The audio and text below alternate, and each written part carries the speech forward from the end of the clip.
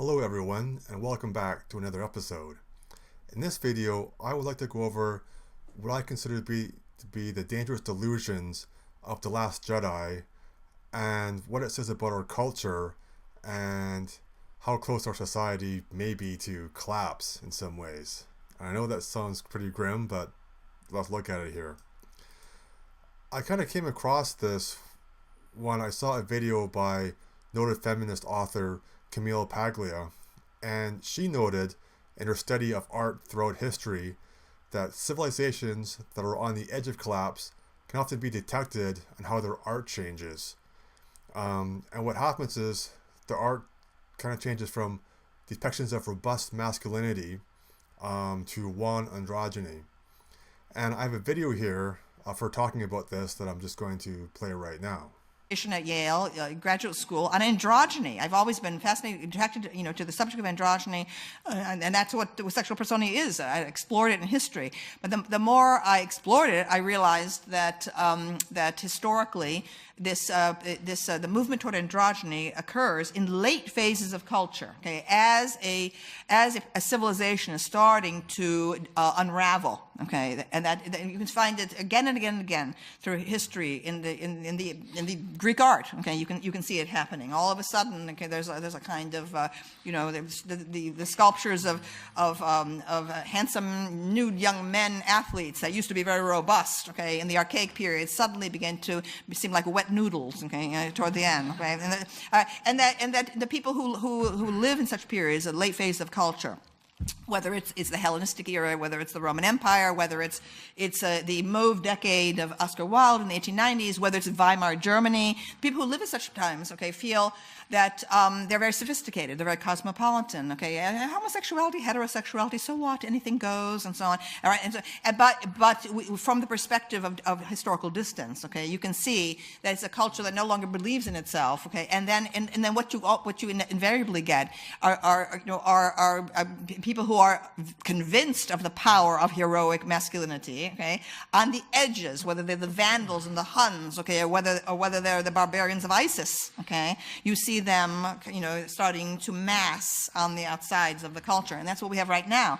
That there is a tremendous and rather terrifying disconnect between the infatuation with the transgender movement in our own culture and what's going on out there, okay, all right? And so I mean, that's why I'm concerned. I feel it's ominous.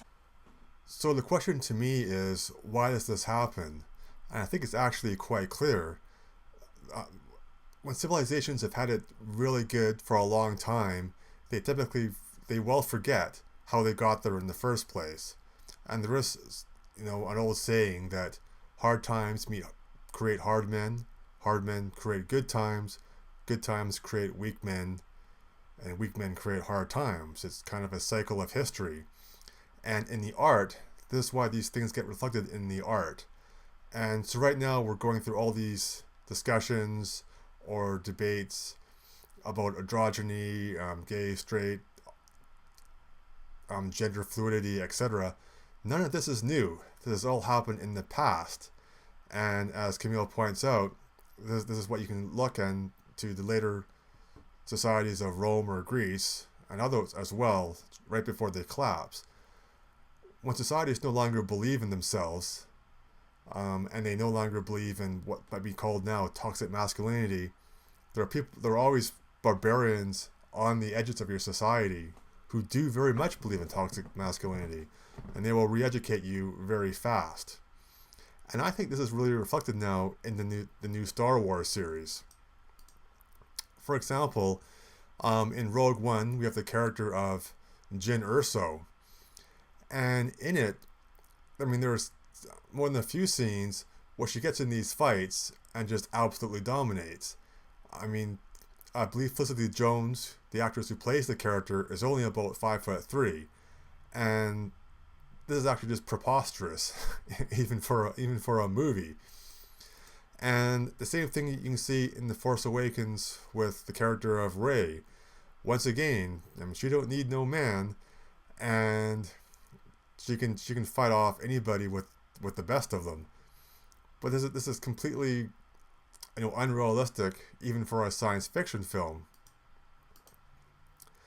Some examples of what happens in the real world when these things happen are, and I'm going to link to this below, but I have a video where in Sweden there's a trouble with a migrant at a migrant camp, but no problem. They send out, I believe, 5 female police officers. So literally 5 Rays or Jin or Urso show up. But being Sweden, they don't have any guns or any tasers apparently, and they basically can't handle this one guy. Or I'm going to link to another video below where a female police officer attempts to arrest one man, and she basically can't do it without help. That's the reality. I'm sorry to say, but women are just not as strong as men. And most of the time, unless the badge you're wearing bestows some respect and your society is civilized, I mean, you're going to be in trouble. I mean, ultimately, and even today, if you're going to look for somebody to go after and kill Osama bin Laden, you're never going to pick a Jin Urso or a Ray. You're going to pick guys like this. And that's the way the real world is. And the only reason we have this reflection now in our art that it's not that way is because we've had it so good for so long, and we can allow these delusions to be propagated.